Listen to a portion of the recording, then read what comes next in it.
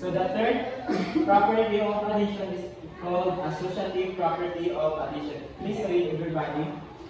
While adding three or more numbers, the sum of the numbers does not depend on the order in which the numbers are added. For example, we could add the numbers 5, 8, and 6 in different ways like this.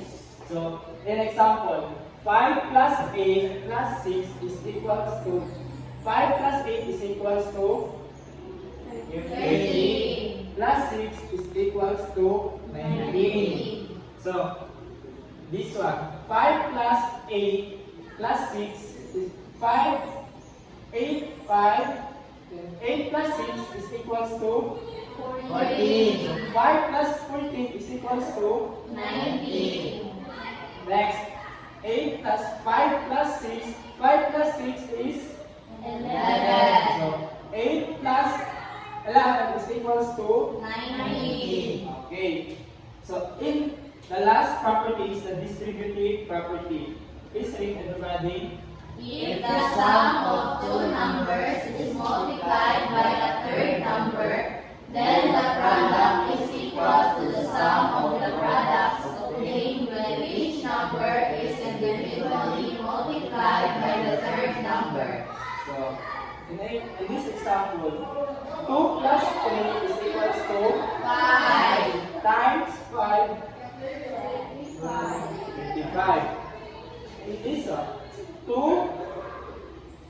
times 5, 10. 3 times 5, 15. So 10 plus 15 is equals to 25. they are still the same.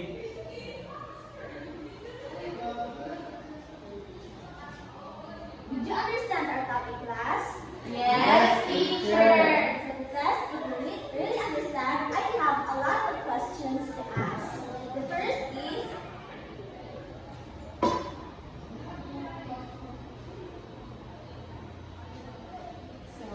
blank are the numbers being added. Who can answer this question? Okay, Jezabel?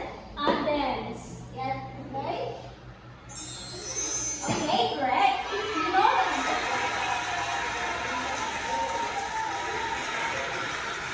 Since you know the congratulations clap, give Jezabel a congratulations clap. Congratulations. Okay, another question. If the sum of two numbers is multiplied by a third number, then the product is equal to the sum of the products obtained when each number is individually multiplied by the third number. So what is this? Who can answer? Okay, Darwin. Distributive property of addition, teacher. Okay, let's see if your answer is correct. Yes, correct.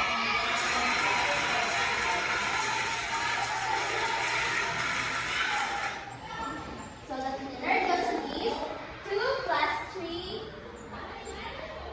times 5 is equals to, okay, Elizabeth?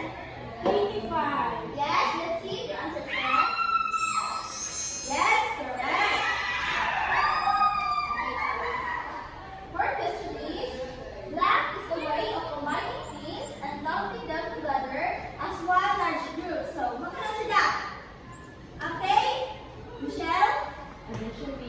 Yes, let's see if your answer is correct. Yes, correct.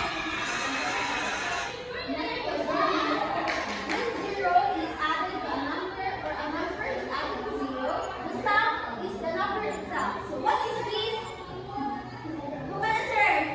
Okay, Romel? Identity property of addition, teacher. Okay, let's see if the answer is correct. Okay, correct. Next question. If 25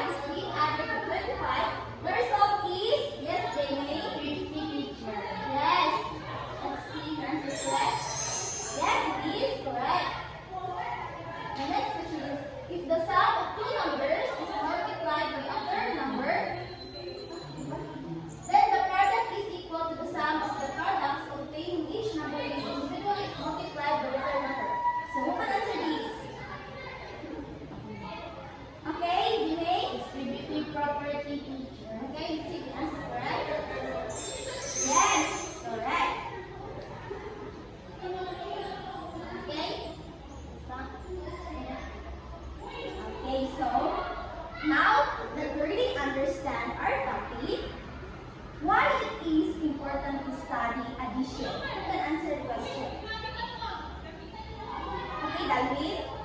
To know how to add big numbers. Yes, that is correct. So, through studying addition, we know how to add numbers to numbers